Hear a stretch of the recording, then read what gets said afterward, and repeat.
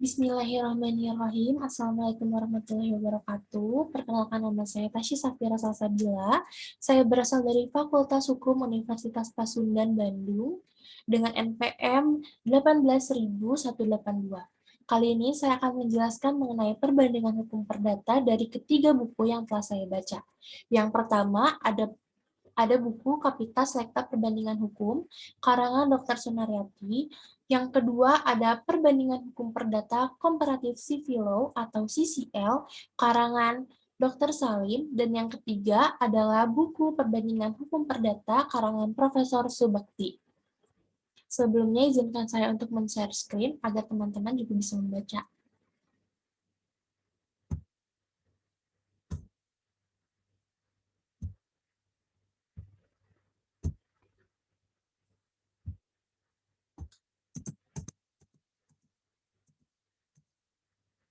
Nah, perbandingan hukum perdata. Yang pertama yang akan saya bandingkan dari ketiga buku adalah pengertian perbandingan hukum atau perbandingan hukum perdata itu apa sih dari ketiga buku ini. Pada buku pertama, yaitu Kapika Selekta Perbandingan Hukum, dijelaskan bahwa perbandingan hukum merupakan suatu metode penyelidikan, bukan suatu cabang ilmu hukum. Dan yang kedua, dari buku Perbandingan Hukum Perdata CCL, dijelaskan bahwa perbandingan hukum perdata atau disebut juga comparative law ialah bentuk perbandingan pada sistem hukum yang ada di dunia. Dan yang terakhir, dari perbandingan hukum perdata karangan Profesor Subakti ini tidak dijelaskan lebih detail mengenai pengertian dari perbandingan hukum perdata sendiri, karena pada buku ini langsung masuk pada maksud dan tujuan mempelajari perbandingan hukum perdata atau kegunaan dari perbandingan hukum perdata ini apa. Jadi pengertiannya tidak disinggung oleh Profesor Subakti. Nah, selanjutnya masuk kepada perbandingan ketiga buku mengenai kegunaan perbandingan hukum perdata. Pertama, menurut buku Kapitas Lekta Perbandingan Hukum, kegunaan perbandingan hukum ialah dapat digunakan untuk menemukan unsur-unsur persamaan dan perbedaan sistem hukum, serta dapat memenuhi kebutuhan yang diperlukan, yaitu ada dua. Yang pertama, kebutuhan-kebutuhan ilmiah. Kalau kalian ingin melakukan penelitian, perbandingan hukum ini tuh bisa menjadi salah satu cara yang bisa digunakan. Dan yang kedua, itu kebutuhan-kebutuhan praktis. Jadi di luar kebutuhan-kebutuhan ilmiah juga bisa digunakan perbandingan hukum ini. Dan yang kedua, menurut buku Perbandingan Hukum Perdata CCL, perbandingan hukum perdata atau PHP dapat digunakan untuk sebuah pembelajaran atau sebagai sumber untuk mengetahui hukum tradisi dan peraturan hukum tertentu berdasarkan komparatif. Dan yang terakhir, menurut buku Perbandingan Hukum Perdata karya Profesor Subakti, kegunaan perbandingan hukum perdata atau PHP yaitu untuk mengetahui sebab-sebab adanya perbedaan-perbedaan tersebut. Nah, dari situ juga kita akan mengetahui latar belakang peraturan-peraturan hukum yang akan dibandingkan itu seperti apa gitu. Lanjut, yang ketiga itu ada kedudukan perbandingan hukum perdata. Sebagai ilmu atau sebagai metode ya, mari kita lihat dari ketiga sisi buku ini. Yang pertama, menurut buku Kapitas Lekta Perbandingan Hukum, perbandingan hukum perdata itu merupakan suatu metode. Karena di dalam buku ini dijelaskan bahwa perbandingan hukum merupakan suatu metode yang dipakai untuk membanding-bandingkan salah satu sistem hukum dengan sistem lainnya. Yang kedua, perbandingan hukum perdata CCL. Dalam buku ini dijelaskan bahwa perbandingan hukum perdata merupakan suatu metode juga, karena buku ini menjelaskan bahwa perbandingan hukum perdata merupakan sebuah cara untuk mengetahui perbedaan dan persamaan dari ketentuan-ketentuan hukum perdata yang ada dalam suatu negara atau antar sistem negara satu dengan yang lainnya.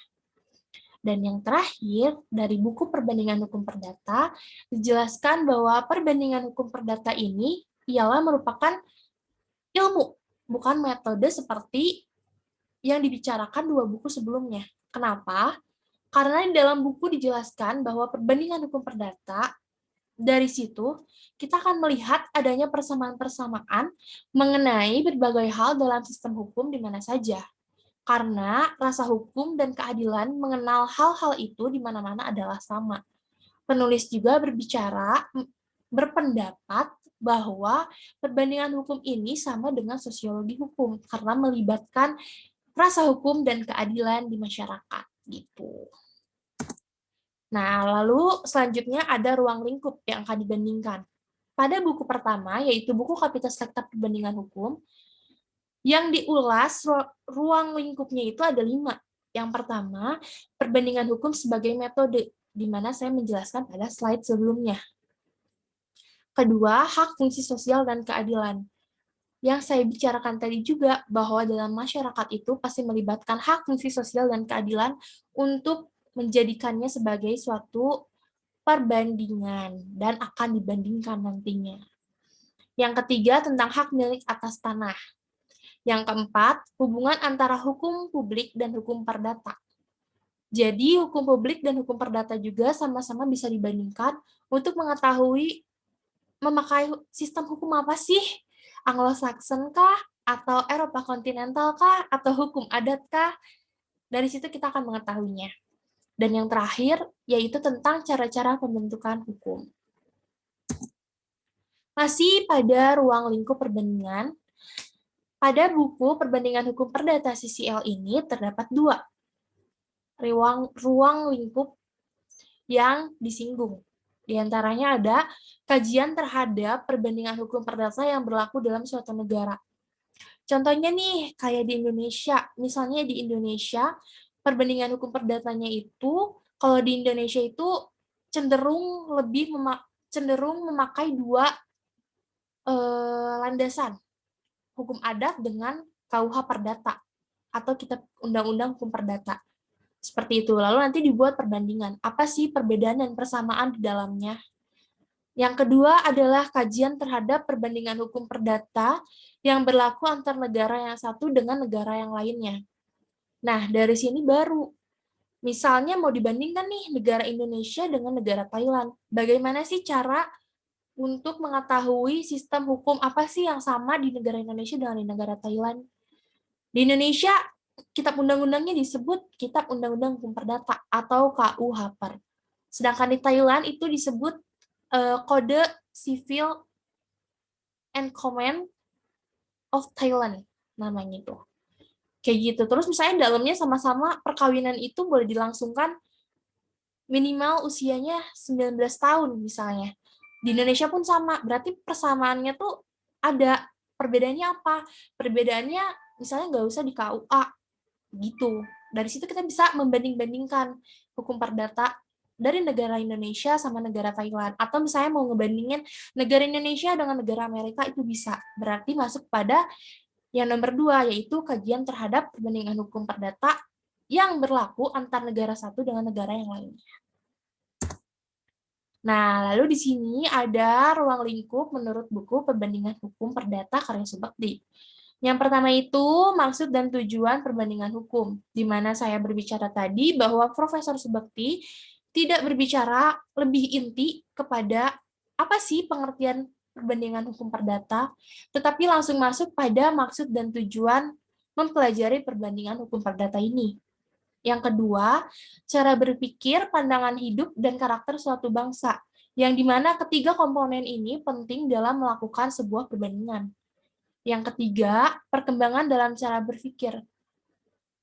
Kan kalau hukum itu mengikuti zaman ya, jadi di mana cara berpikir kita berkembang, maka hukum tersebut juga akan dirubah mengikuti zaman gitu, untuk tetap mengatur kehidupan agar tetap tertib, nyaman, dan sebagainya.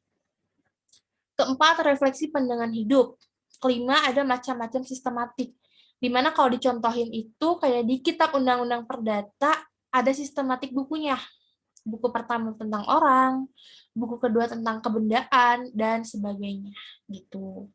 Terus nanti dibandingin, misalnya kayak di Thailand, atau di Prancis, Kitab Undang-Undangnya itu pakai apa sih? Terus sistematik bukunya tuh apa sih? Apakah sama atau enggak? Kayak gitu. Terus tentang orang dan badan hukum. Itu juga jelas ya teman-teman, pasti udah nggak asing lagi tentang orang itu pasti subjek hukum.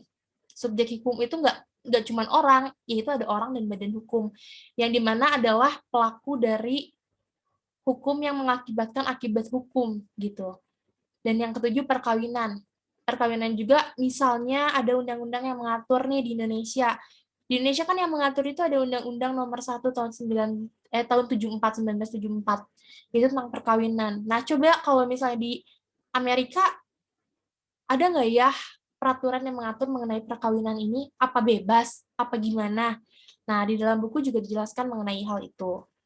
Terus ada status anak. Status anak juga yang saya baca di sini, Profesor Subekti menjelaskan mengenai gimana sih urgensinya tentang anak yang diadopsi.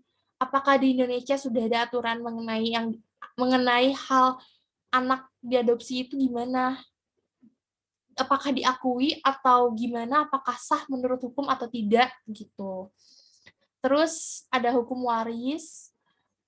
Hukum waris juga mengenai waris. Di dalamnya berbicara mengenai siapa saja yang berhak menjadi ahli waris dan sebagainya.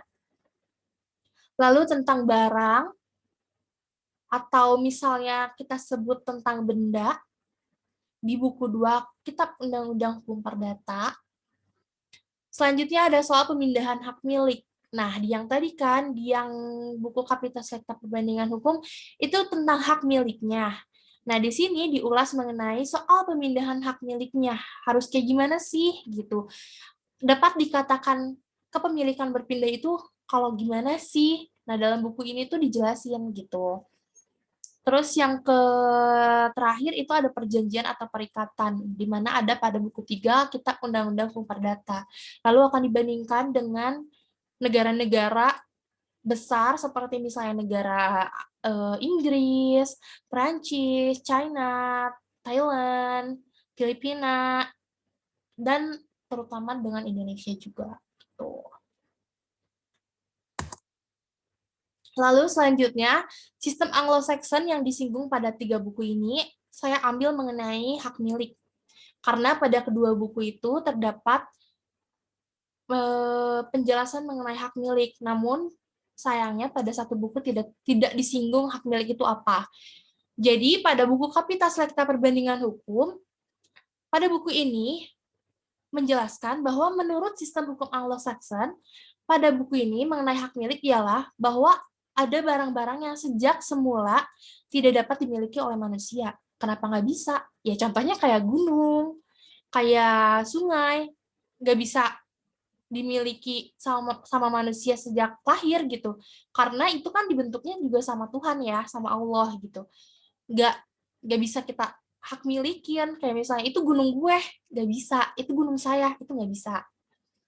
Terus sehingga sejarah hukum Romawi sudah membedakan antara barang yang dapat dimiliki dengan barang yang tidak dapat dimiliki. Jadi yang bisa dimiliki itu misalnya kayak, nih handphone saya bisa dimiliki karena dibeli pakai uang saya dan untuk saya. Berbeda dengan gunung. Gunung kan bukan dibeli pakai uang saya dan bukan juga untuk saya, tapi untuk masyarakat sekitar, untuk orang-orang di bumi ini gitu.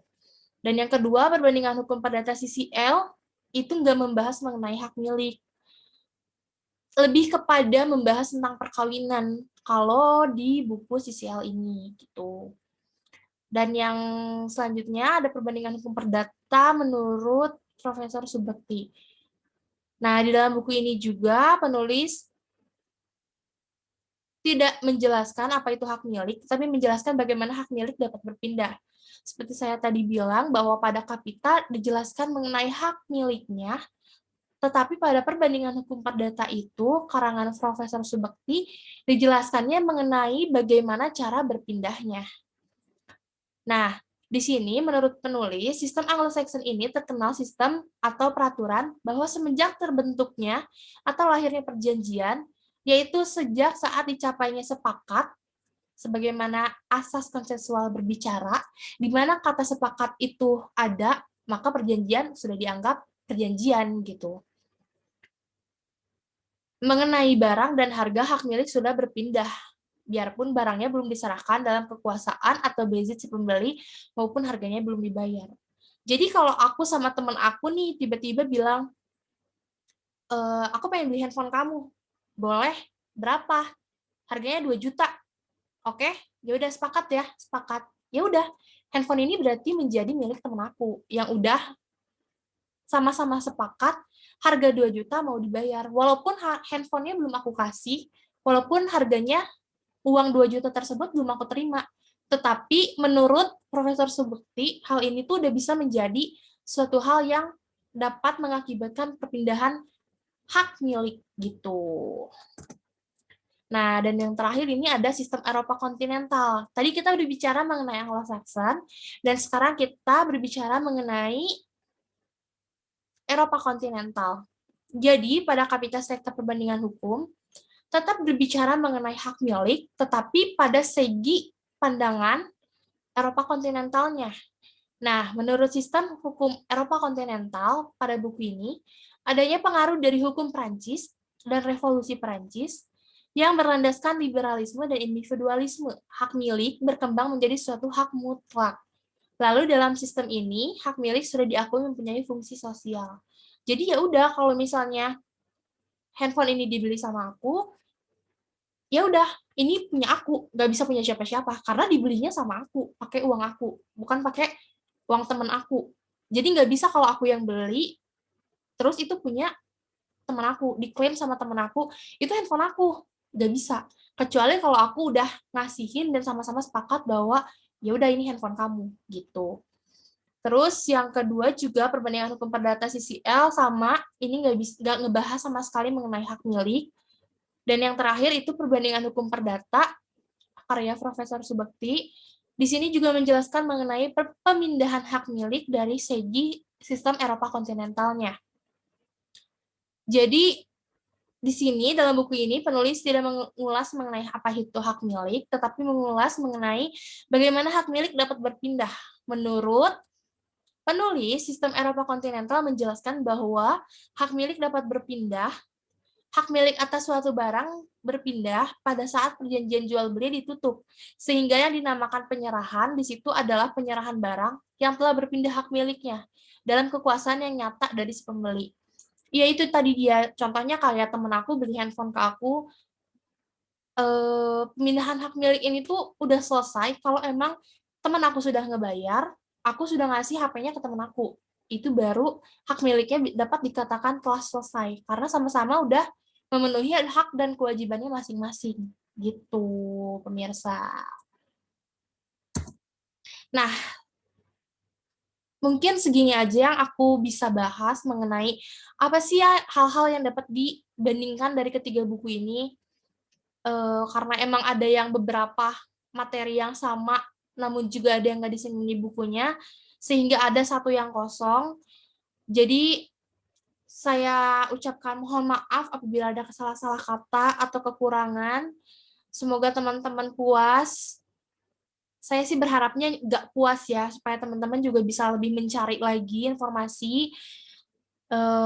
Terus saya mau ngucapin banyak-banyak terima kasih karena telah menonton video saya. Semoga bisa diambil manfaatnya dan dibuang yang nggak bermanfaatnya.